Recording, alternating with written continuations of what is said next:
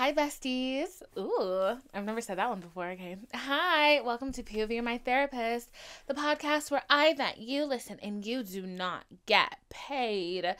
Periods. I've been saying period way too much and I need to stop. It's becoming obnoxious and I feel like it's making me sound dumb. But it's like when the heart wants what it wants. And right now, my heart wants to say period and after every fucking word. I'm going to try my best not to do that this podcast episode because I did it a lot the last one and you're just really, you're here with me. You're here through the phases of my life and this is just one of them. The per period stage. So, today's one of those days where I'm having a great day. I feel like I could honestly just talk about anything, but I'm not going to do that because I am a good person and your ears and your brain does not deserve this. So I'm actually going to talk about two things today, and I'm going to talk about the fear of failure, and I am going to talk about, comfort bombing, right? So I'm going to talk about comfort bombing first because I feel like it's the smaller end of the conversation. And I just want to tell you that when I walked into this fucking room, when I walked into the room just now, I threw my cup of coffee on the table. I threw it on the table. You know how you just throw things on the table and the table's there. So it just makes sense. You know, you throw your keys, you throw your phone, you throw a bottle of water. Yeah, I threw my cup of coffee. That was great. Yeah. Anyways, so the first thing I wanted to talk about was comfort bombing. And my friend and I, should I give him a fake name? No. His name and and I had this conversation the other day. And like, both of us, we was on FaceTime, bonnets up, hair up, looking crusty, dusty, musty. And that is honestly the best time to have these kinds of conversations. And he is a light, I would say. He is a joy of my life, sometimes. And the conversation, and actually I need to preface like his personality. Is a really good guy. Like he's a good guy. Like he's a nice guy. Like he has like a lot of feminine energy in him, and he communicates decently. I swear, this is not a roast. We're going to get to a good point. He communicates really decently. Once again, I keep wanting to say communicates well, and then I remember a moment that he did not communicate well with me, and I'm like, decently. No, but like, he's a good friend to have. Like, he's a really good friend, and like, I've always felt like safe around him, like, and all of our other friends have always like loved him. Like, you know what I'm saying? Like, he's just a good person. He's a good guy. And that's the thing. Like, he's not the I was going to say he's not the exception to the rule, but he kind of is the exception to the rule. He is not the standard. Like, he is not sitting at a bar. Like, you know what I'm saying? Like, the bar is on the floor, and like, the bar is on the floor for men, but I would say that he sits at the bar where the women sit. Because he has emotional intelligence. Like, oh my God. I'm not praising this man. He simply has emotional intelligence. That's it. But that shit is so rare to come by with these. That it's like when you find a guy who has emotional intelligence, you're like, come here. Come here. Bring that dick here. That's not the context of which we were talking about him. But the context of which we're snatching him up is him being a really good friend and him being our really good friend. But my dear friend has come into this issue often where, because he has emotional intelligence, a lot of women think that he is in love with them, when really he is just being the bare minimum of a human.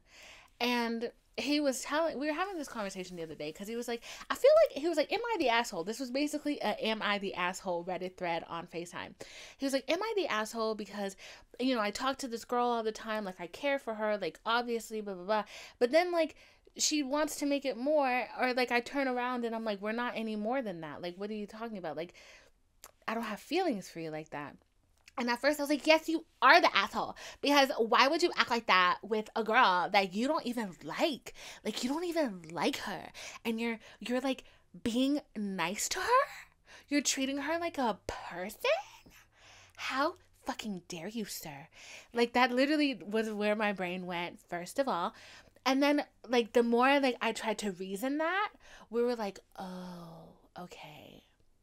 We see the problem. The problem simply is that men do not treat women like people. So when a man treats a woman like a person, our women minds are so, I don't want to say accustomed because it requires a much deeper word. We have been programmed, brainwashed to think that men being the bare minimum is normal. So when a man comes and he has an inkling of an inkling of emotional maturity, where like he loves me. He loves me. And I'm gonna be extremely candid and tell you that when I first met him, that's what happened. That's what happened. I was like, he loves me. He's in love with me. Period. Duh. And now years later, I'm like, no, like this is a friendship. Like this is how friendships should be. It doesn't matter if it's a man or a woman. Like the bottom line should be the same thing. So that has like been an issue, and like not an issue, well, it's been an issue for him because like left and right girls are like, you suck, you played me, you this and that, when really he's just being a person.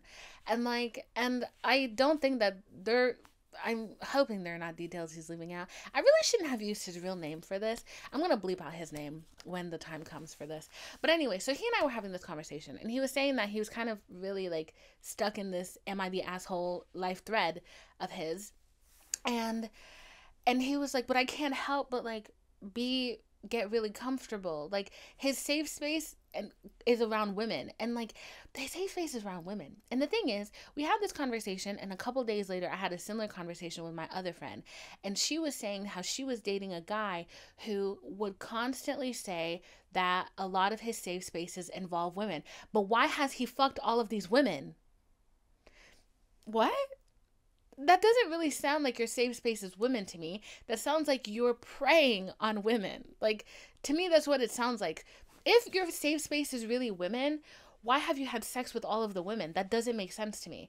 That sounds like you are, I don't know. It just doesn't sound right to me. And like, I don't know, maybe that's going to make me sound like an old prude. I don't give a shit. It doesn't, something is fishy here. And by the way that he treated my friend, I would definitely say that his safe space is not women, that he's definitely preying on women, because he is, bottom line, I'm not going to put her business out there. This dude is a piece of shit. He's a piece of shit. He's a bad person. Okay.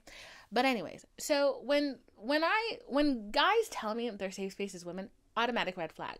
But knowing that I am a part of this safe space and that there is nothing, like my male friend has never like attempted anything with any of us, I know that to be true. Like I genuinely trust him, and I've known him for years. Anyways, that's beside the point. See, this is the thing. When you start talking good about a man, you automatically feel the need to defend him because men just cannot be good. It's really hard to talk about a man in the context of them being good and not feeling like you've been brainwashed in a way. And like, even as I'm like talking about him, I know him. He's my friend. We've known each other for 6 years. My brain literally is like, you need to overcompensate by like, every time you say something good about him, you need to say something bad, because there's no way that anybody's going to believe that a man can be good. Take my word for it. This is a good man until he does something evil. Period. That's just how we're going to have to keep that. So a lot of his safe spaces have been with women, and he's always felt a lot of comfort around women. So it's like, and also like he's a very pretty boy. And I think like in our culture, like being Caribbean, he's Dominican. In our cultures, like they want to toughen you up. Like men, the toxic masculinity, the machismo, the big buff, big dick pissing contest never takes a moment. It doesn't take a break. It really doesn't. Like it's so absurd, because like even the good guys like in my family, like they every once in a while they be coming out with some wild misogynistic shit, and I'm like, what are you talking about? I'm like, you were my good uncle. Like, what are you saying? Like, what are you saying? So like that's very prevalent in our culture. And like because he's a pretty boy, like he's always like around other men, like other men have always tried to like toughen him up, like, you know, say it with your chest, like type of shit. So his safe space has always been around women. If you don't want to be like a super machismo, like toxically masculine, and women allow you a little bit of refuge, you're probably going to gravitate more towards women. So basically, when he, like the way I can only describe this is when he's around women, he feels like he can take his wig off, period. So the moment he gets around women, he immediately feels comfortable. But to women who don't know him, who aren't part of our friend group, who aren't part of his family, that automatically translates to high intense emotional feeling. And he was like, am I comfort bombing? Like, he's like, I think I'm comfort bombing, but I don't know how to take that back. He was like, how am I supposed to, like, I can't decide to treat women like shit so they don't think I'm in love with them. That's what he said. He's like, I can't decide to treat women like shit so they don't think I'm in love with him. So, like, we're talking about that. And, like, the thought of comfort bombing really started very innocently. But then I had this conversation with my friend about her asshole guy. And I was like, no, like, there's a whole other side to comfort bombing. And comfort bombing, and I fucking went through this very recently, okay? Very recently, I was talking to this guy. And, like, he started off telling me, this is a friends with benefits type situation. Like, we're just gonna fuck. And I was like, all right, cool, we just gonna fuck. Internet per, let's go. And then he's like, but I need you to talk to me every day. And I'm like, okay, cool, we just gonna fuck, and you need me to talk to you every day. Bet. And then he was like, we're just gonna fuck, and I need you to talk to me every day, but you're not allowed to fuck anybody else. And I was like, okay, so we're just gonna fuck, and I have to talk to you every day, and I'm not allowed to fuck anybody else. Huh? And then the thing that really got me was, he was like, cool, we're just gonna fuck. You're not allowed to talk to anybody else. You're not allowed to sleep with anybody else. You have to talk to me every day. And then I want you to soft launch me on Instagram. And I was like, what? Like, I was like, do you realize, like, all of the things that you're asking of me,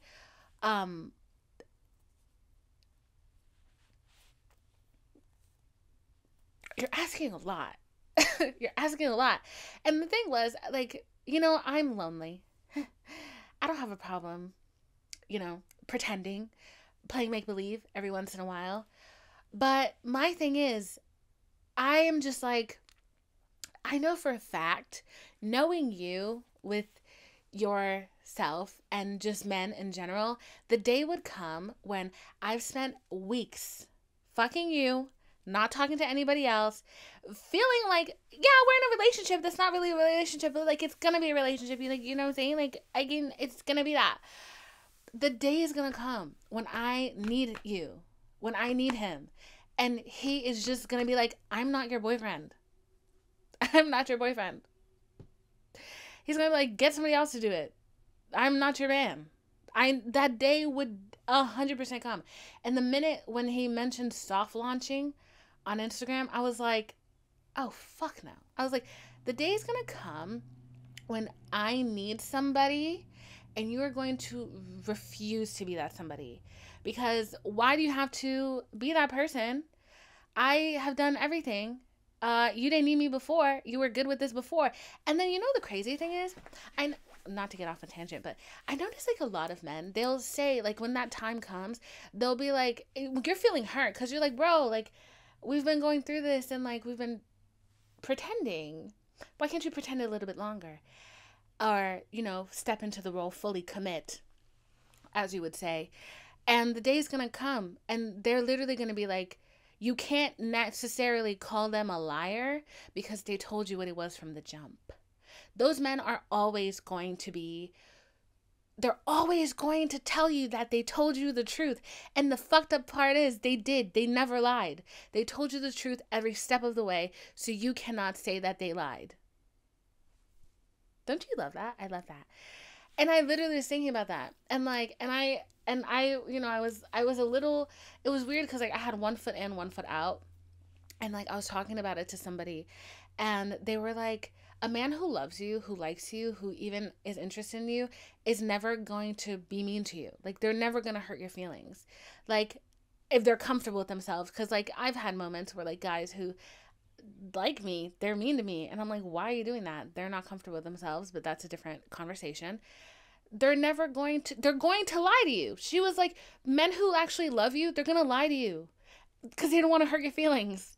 Because they want, you say, do I look good in this dress? Yeah, you look great, babe. Did I forget to do this? If they know it's gonna make you feel dumb. No, you didn't. You did it. And then they go do it. Like, you see what I'm saying? It's not like lying. It's like cushioning your feelings. So that guy was comfort bombing me. And the guy that my friend was talking to was also comfort bombing her. And the way he did it was so fucking meticulous and specific. Basically, he was like, I don't want to have sex with you. I just want to talk. Let's just be friends. Right? Then, like, they start off, let's just be friends. And then they're adding more shit on. Like, they want you to be there for them. They want you to be the person that, like, they can call when there's something wrong. They have family shit going on. They call you and involve you. They have friend stuff going on. They call you and involve you. You go to their space and they immediately make you feel comfortable. They're being intimate with you. And like, the thing is, a lot, like, these guys, they have such a confusion about like the word intimate and intimacy. They think that intimacy is like love. They can't picture intimacy without sex.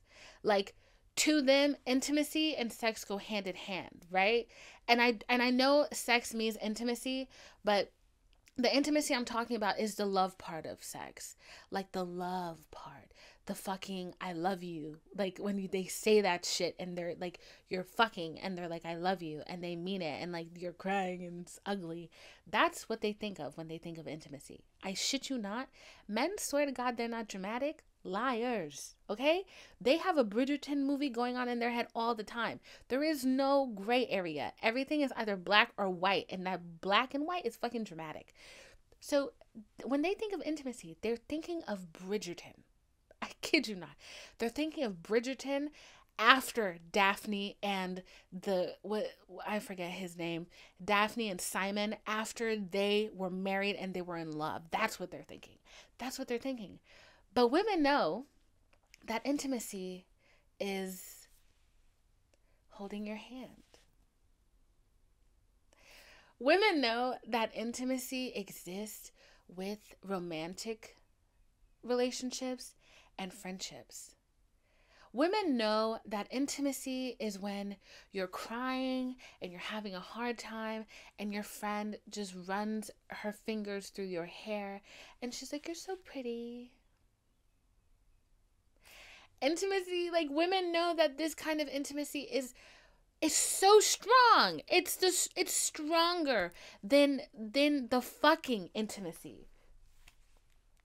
I have 7 minutes left. Women know that. Women understand that. I've talked about this before, but like, and like, the greatest intimacy, like, that literally almost fucking brought me to tears. That is an intimate moment. Like, intimacy is when you strip down the layers of fucking standard, societal, all the shit that you mask on every day, that you put on your body, you put on your face, you put on the clothes, you put on the armor, you put on the fucking personality.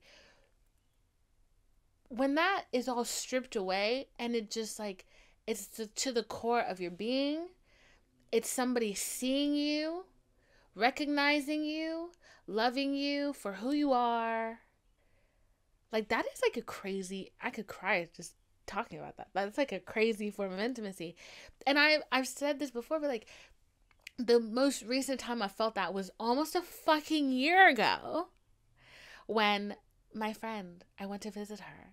We walked into the store that she worked at, and all her friends were there, all her hot friends, and I'm a fat bitch. And she took my hand and she was like, guys, this is my best friend. Like, I could cry. Like, like, that is really, like, such a deep intimacy. But like, men don't get that. They don't get that. They will do the most intimate shits. And they just like, no, I'm like, this is normal. Bitch, no. And like, and the way this ties back in with comfort bombing is the single fact that they don't recognize that. And so they know all of the movements. They know the dance. They know, I want to lay down and have her play with my hair. I want to take a bubble bath with her. I want to feed her grapes. I want to play with her hair. I want to braid her hair. I want to touch her nose. I want to kiss her. I want to suck on her fucking toes. Like, shit like that. They know all the movements. They don't understand why they're doing them. They genuinely think that they are driven by a sexual desire, when really what they are driven by is the need to feel close to somebody. So that need is so large and they cannot recognize it. So you know what they do? They pick the closest bitch who's dumb enough to, fall into a situationship with them, and they do all that to her because they need that comfort. Because they're like a fucking dog. They're like a puppy. They're like a cat making biscuits. They don't have the real thing, so they have to make it up somehow. And so they pick a girl, all right, these are the needs, and they throw it on her. And they're like, yep, this is it. This is what I need. But at the end of the day, it's never going to be enough for them because they think that they think they can just do the charade of the play, that they don't need to actually understand what the play is about. They don't think they need to know the real definition of the words that they are saying or using. And to me, that's really sad. That is really sad because so many of these guys, and the thing is, you can't even be mad at them. That guy that comfort bombed me, am I mad at him? No. Yes, I'm mad at him for other reasons that have nothing to do with the comfort bombing. But the guy that comfort bombed me, I'm like, what you need is love. Do you know that? Do you know that? That's what you need. And you're asking me that. And I know I need love. And I'm not going to get it from you. Because I know what it means. I know that at the end of the night, this ends. And it didn't mean anything. And it's not going to mean anything. But you don't want to face that. You don't want to face that. And it's such a sad thing. Because I'm just you could literally get that. If you could get that two ways. You could get a girlfriend. But the word girlfriend is horrifying to you. And the other way you can get it is you can go see a hooker who will do that and more. And it will feel just as good. And you didn't have to emotionally manipulate anybody. You can do that. But that scares them as well. I don't know why, but it does. Oh my God. A while ago, I wrote a story about this lady because I was going through this horrible drought. I was going through this terrible drought. And it wasn't just a sexual drought. It was, I needed hugs. I needed somebody to literally, I didn't even need hugs. I needed somebody to look me in the eye and tell me that I was alive and that I was going to be okay. So I wrote this fucking story about this lady who never thought that anybody would ever love her and that nobody was ever going to be there for her. And then, she got married, and she actually got married pretty young. Not pretty young, in her 20s, late 20s, right when she'd given up. And she got married to this guy, and he was just everything that she ever wanted. And he was amazing, and he was a great husband, and he was so loving and so caring. And then he dies, because why not? He always dies. And then he dies, and it's like Carrie and Big, actually. And he dies, and she is like, I'm never going to find this again. I'm never going to find this again. So she starts hiring male prostitutes. And she hires them, and the big scandal of it is that she's famous, and she gets caught and all this stuff. But at the end of the day, all she made these prostitutes do was shower with a bar of soap, that the same bar that her husband used to use, so that when they laid next to her, they would smell, the man would be her husband, just for one more night. That's very intimate. That's very intimate. I was going to say something because the whole thing about scents reminded me of something that the comfort bomber did, but I'm not going to bring that up. But yeah, and seeing that, it just makes me so fucking sad. And I'm just who told you that, who told you that you couldn't be, Like, why are men so scared of relationships? Why are they so scared of it? You know, if it's not working out, you can end it, right? But the thought of like even stepping into one, they're so afraid of commitment. They're so afraid of anything that like simply binds them. And like, I genuinely think that it's also because men have been conditioned not to actually be with women they like. Like, that's crazy to me. The amount of guys that like, they're like, do you get married just to say you hate your wife? Like, what is going on? Like, aren't you supposed to be happy? Like, what are you doing? Why aren't you like thinking of love like love? Like, the thing that's hilarious to me is a guy will comfort bomb you all day long. He will project the intimacy he needs onto you and actually love you, right? But because he projected that shit onto you and because he knows that, he can't be with you. He can't be with you. You've seen too much of him. You know him. You've you've looked too deep into his soul. He's shared too much with you. He's been too vulnerable. He's been too open. He's been too real. He's been too honest. And now you fucking terrify him because you know too much about him. So then they hopscotching along and there's a girl who she doesn't really know much, so they can pretend all day long. And they pick her and they're like, yeah, it's you. You don't need to know me. I can control this. You don't have to see who I am. I don't have to be vulnerable. I don't have to be any of that shit that makes me uncomfy, that makes my tummy wummy go wow wow. I don't have to do any of that shit. And that shit pisses me off to no fucking end because I'm like, if God made me the ruler of the universe, I was going to say the amount, but honestly, I can only think of like one man that like, if God made me the ruler of the universe, all that shit about like hiding your feelings, illegal. You have to be honest. You have to be open. You have to be real with it. You have to be a real bitch. And I would definitely do that. And I would have been married years ago. Oh, I'm not wearing my rings. I would have been married years ago. Period. Okay?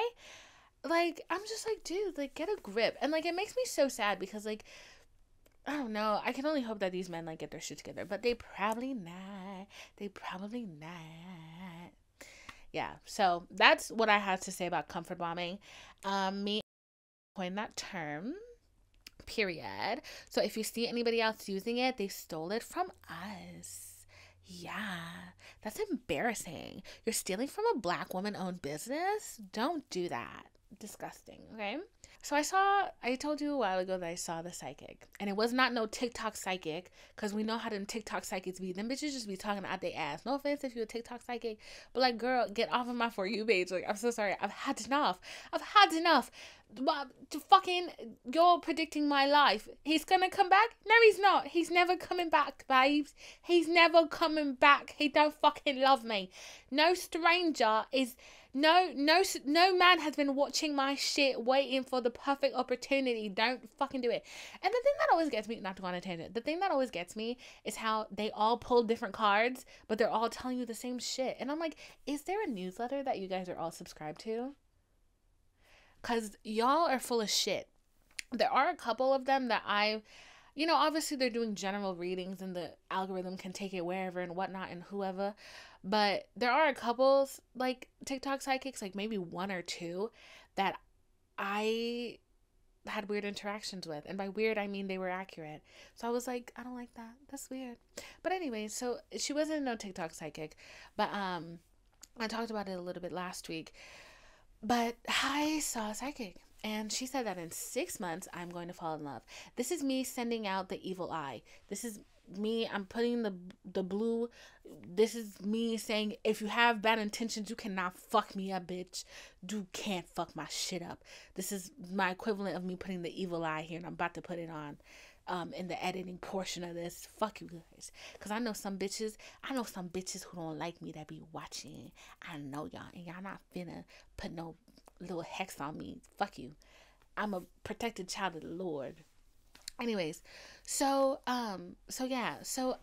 psychic, I asked her about my love life. And all the cards she pulled were love cards. Okay. Well, I asked about my love life for the next 6 months. And all the cards she pulled were love cards. And like genuinely love cards. Like, it wasn't like, gonna warp this into being a love card. Like, they were all love cards. So I was like, okay, period. So she pulled the love cards, and basically in 6 months I will be in love.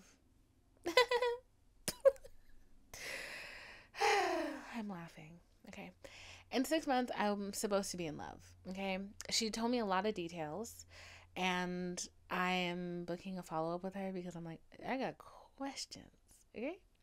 So she told me a lot of details about this person, and I've come to the conclusion that there's a possibility that I may know this person, and that I've had things with this person. Okay. So that's the conclusion I've come up to, and that is why I'm booking a follow-up, because I need clarity. So on to the second part of this, which, I haven't done this in a while where I split the podcast up into 2 parts, but I did want to talk about this. The fear of failure, period. So, and of course, a man was making me think about this, because last night I was having a convo with my friend, and I'm always having convos with my friend. I'm always on my fucking phone. It's because of that damn phone, that my life is a mess. Not really, but maybe. I was having a conversation with my friend last night, and there have been so many times when, like, I'm talking to a guy, I'm dating a guy, and the more I get to know them about, like, their, like, life and, like, future planning skills, the more I'm like, this is not going to work. Like, you have no drive, you have no goal, you have no purpose, you have none of that. And, like, I feel like that, right? So, and obviously it's not a nice feeling to think that somebody else could feel like that about you. But the reality of it is, sometimes people are looking at you, and they're seeing you for what you are, and they're seeing you as you are. So I was trying to explain this to her, and she was like, yeah, but that's such, like, a shitty thing to, like, think of somebody as to, like, all the, like, what they're worth and, like, what they're offering. But I'm like, if you're looking to build a life with somebody,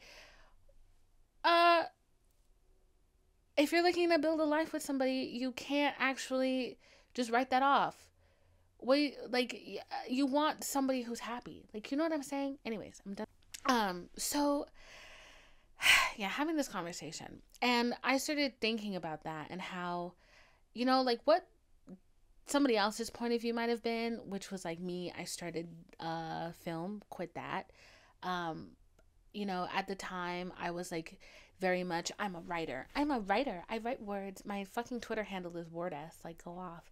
Like, I'm a writer. It's what I do. I write words. I write stories. I do all that. And I'm still that. But I think at that point, I was in film school, and I was identifying myself as a filmmaker. And I am a filmmaker, and I'm pretty good at it. Will you ever see my things? Probably not. Maybe one day when I get a big budget. But the stuff I made, it's just not, I don't relate to it. I will never put it out. So at the time, I was identifying as a filmmaker. I was like, this is what I do. This is what I love. This is everything that I want to do and be in life, right? So I'm pretty sure that everybody that met me was saying, like, knew that that's what I wanted to do. Still kind of putting writing on the back burner, focusing on script writing and filmmaking. Ended school, wanted nothing more to do with it. Kept writing scripts, and then shifted to writing books. So then they'd be like, what do you do? I'm a writer, right? Went from filmmaker to writer. And then I had, like, a little stint, which I wouldn't say it's a stint, because I still make music. I just don't put it out, because I'm not trying to be a pop star. I think it's just something that, I think for me, making music is essentially like a short diary entry. Like, it's something to focus on for a couple hours, and to kind of, like, relax my mind and to get my emotions out. Like, it's just a form of self-expression. So I put out some music, and okay, so no longer filmmaker, no longer writer. Now you're an artist, you're a musician. Oh, okay, that's interesting. Cool. All right, cool. And then I, stopped that. I didn't stop. I just stopped putting it out. And then I go and I focus on writing, and then I'm writing a book, and then I'm working on the book. And then now I'm a podcaster, and it's and it's in, like a lot of different things. And from somebody else's perspective, that can look like you started this thing, you quit it, You started something else, it got hard, you quit it. You started something else, you failed, you quit. You fail, you quit. You fail, you quit. You fail, you quit. And I was very hard on myself for a while because thinking of it like that. And I'm like, one, it's not fair for somebody to think that. How many fucking jobs have you had? How many people go to school and they actually work in the thing that they went to school for? Like, honestly. Seriously. What is, like, I didn't realize it at the time, but there is something called the sunk cost fallacy, which is when you start something, you realize you don't like it, you quit it, you move on to something else. The thing, though, I will say, in comparison to my story, I wasn't starting and quitting. I still do all of these things. I just don't put them out as much as I should or as much as I used to. I just shift my focus to other things. But I didn't realize, though, I've always been a big proponent of the sunk cost fallacy, which is, why should you spend another minute doing something that doesn't bring you joy, that you're not going to use, rather than quit it? You are never going to be stuck in the thing for as long, like, if you quit something now, you are saving yourself time. Like, and you can put that time into something else. I am not afraid of being a quitter. If it's not working for me, why do I have to see it through? Why do I have to see it through? And you know, this is the thing. Like, after college, I very much adhered to the sunk cost fallacy, thinking, okay, the sunk cost has been, you know, all the effort I put into this, I need to keep going to see it through. No, I don't. It wasn't working then. It's not working now. End it now. Move on to something else. Had I put that fucking into play when I was in school, I probably would have been a lot happier. And the thing is, when I was in school, my first year of school, I knew it was not meshing. It was not it for me. At the end of my first year, I was like, I hate it and I want to switch out to something else. Went to the counselor's office. They were like, your credits do not transfer. So I'm like, oh fuck, I've already put in a year of work. I need to see it through. I can't waste a year. You know what's crazy? I ended up spending like 5 years in school anyways. So had I just quit and gone to a different school, it would not have made a fucking difference. But I was afraid of the time that I'd already lost. Okay, so when I start to think about all this stuff, like, I can have a lot of regret. I can have a lot of like cringing moments, and I still have a lot of cringing moments because sometimes I think about my life from an outward perspective a little too much. And I'm like, they probably think I'm a quitter. They think I'm a loser. They think I can't get my shit together. But then I have to play a Jedi mind trick on myself. And I'm like, no, you're not a quitter. You are a rerouter. You're not a quitter.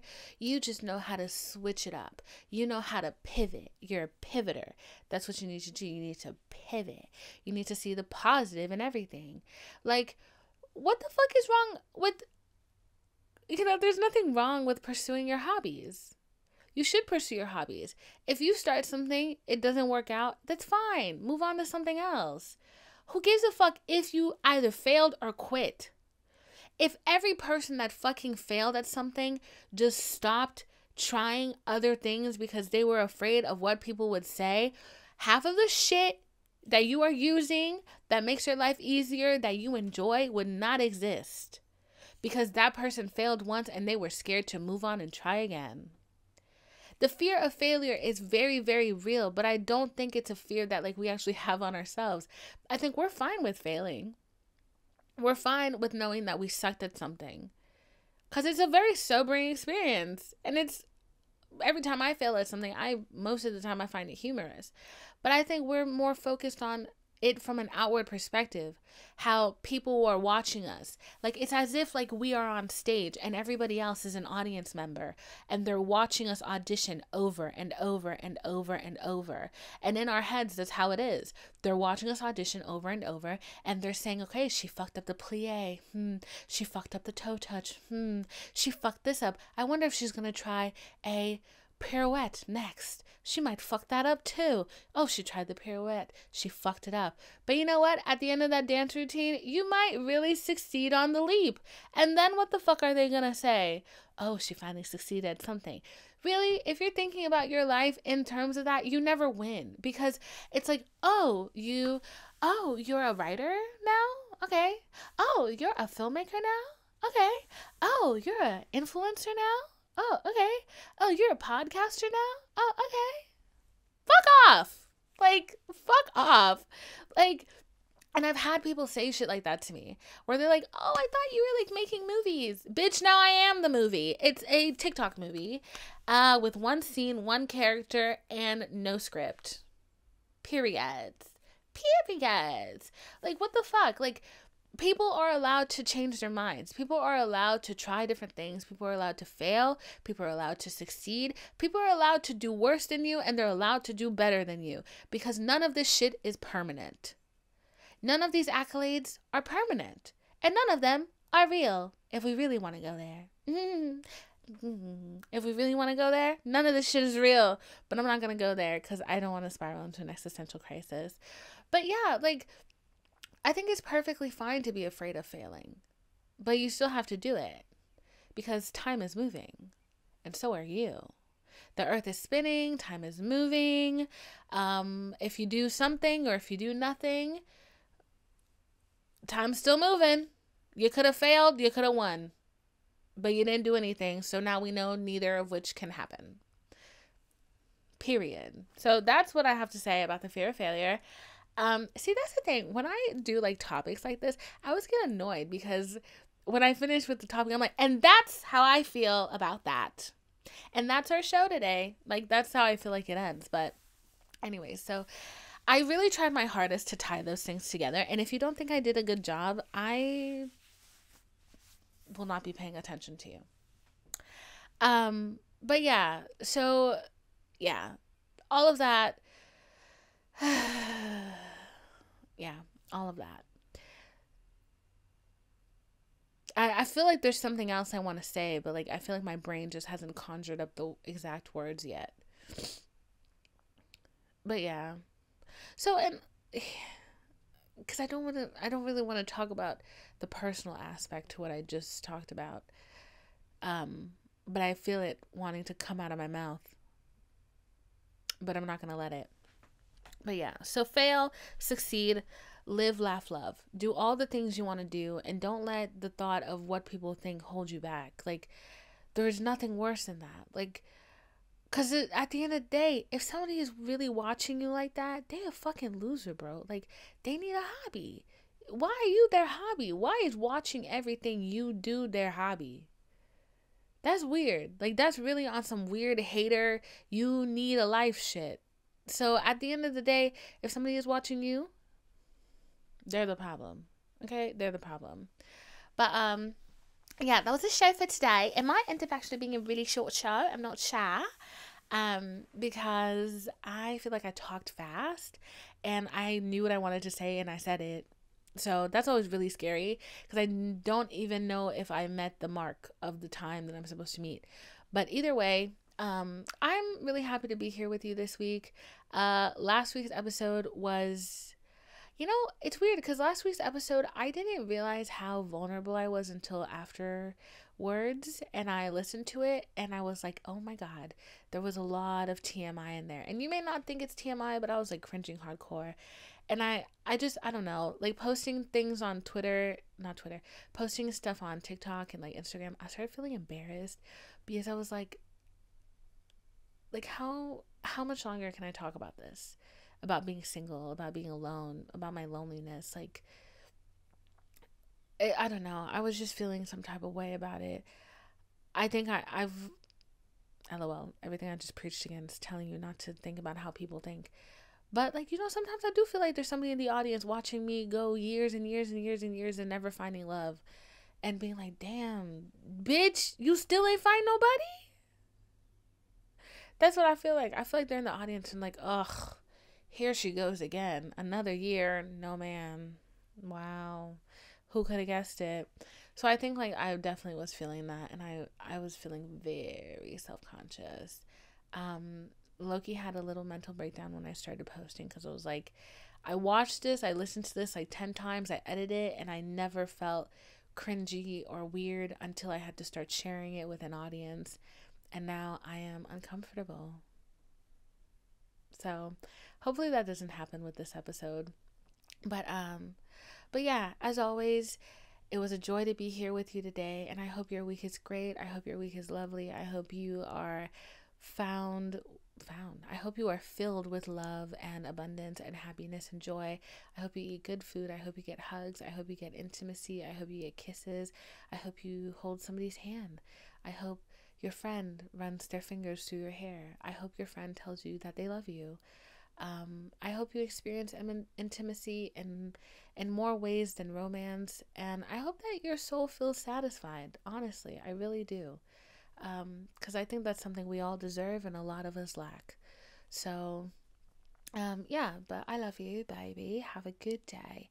Have a nice week. I'm always thinking about you, always loving you, always sending you positive thoughts and vibes. And as always, if you're listening on Apple Music, on Apple Podcast, leave a rating and a review, even if you have left one before. It always helps the girl. If you're listening on Spotify, leave a rating on Spotify. And if you're watching on YouTube, leave a like, subscribe, hit that notification bell so you know when I post, okay? As always, it's been a joy. I love you so much. Have a wonderful day. Goodbye. Mwah, mwah, mwah.